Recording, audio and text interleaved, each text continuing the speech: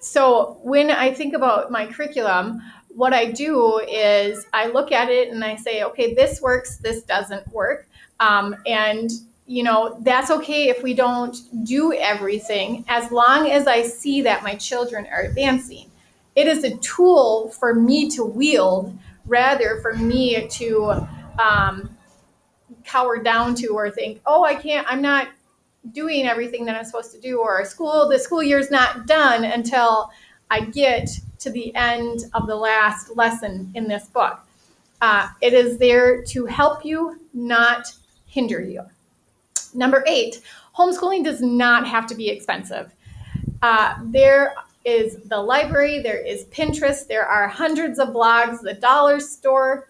There are lots of avenues out there that you can go to and find what you need for your child.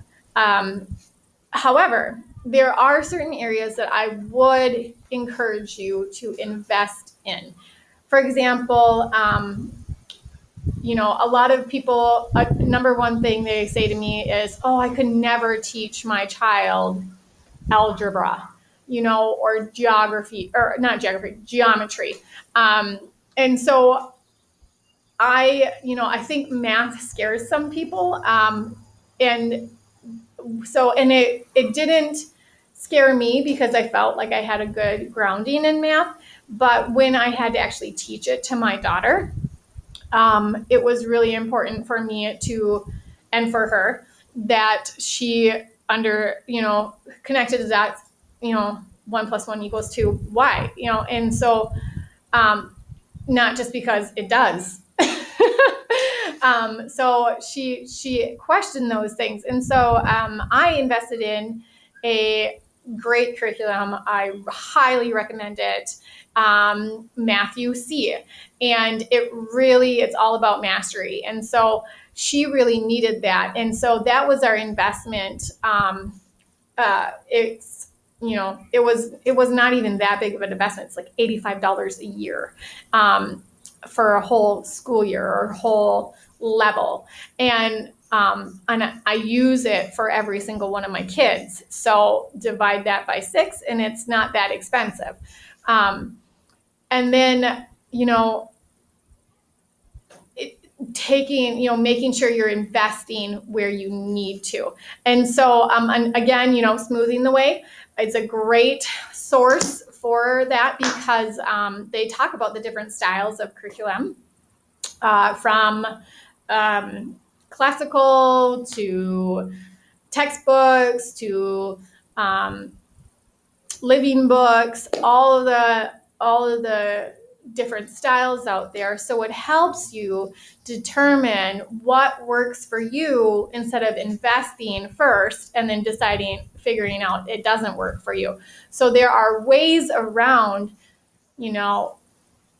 scraping the bottom of the barrel to homeschool. There are so many resources out there. I have some stuff on my Pinterest page that you can look at, but there are tons and tons and tons. Okay, so number 9, end of the year testing is not there to judge you, but to help you customize your kids' lesson plan for the coming section or for what's coming next year, the next level, whatever have you.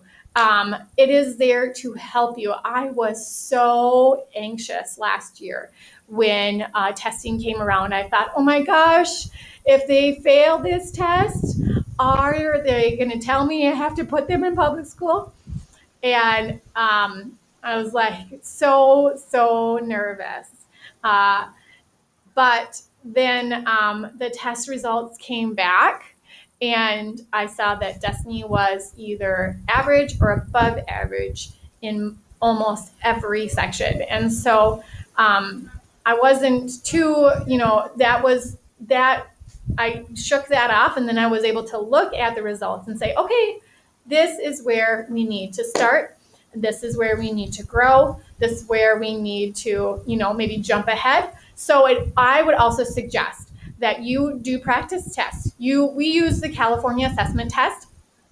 I will have all the links for all the things that I've said underneath. And so we use the California assessment test, and that comes back and they tell you, okay, they're at this level and this level and this level for this and this and that. So you can get a practice test. It would be worth investing that $25 in that practice test, and you take that test, you get those results back, and then you know where to start with. You know what curriculums you need. You'll know where to, when you get a full set of curriculum, if you order it that way, what you need and what you don't need, what you can invest your time on, and where you can say, I don't need to waste our time on this, because your time is valuable. So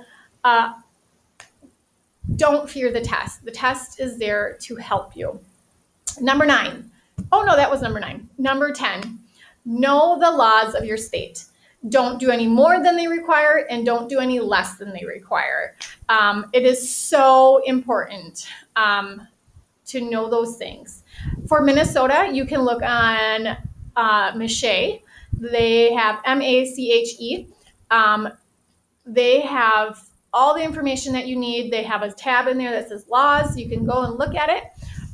They have all the information you need and all the forms you need to fill out to register your kid for homeschooling.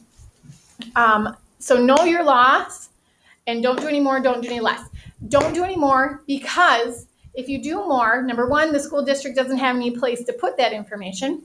And number 2, when you do that, you jeopardize the freedoms that have been put in place already by other homeschoolers who have paved the way, the veterans have paved the way, that have found out that this is the best way for us to work, and might be, hindering from future more freedoms. So so if you don't live in Minnesota, you can look at the HSDLA, the Homeschool Legal Defense Association, or Homeschool Defense Legal Defense Association. They are there to help us and encourage us to know our rights, and they are there to protect us.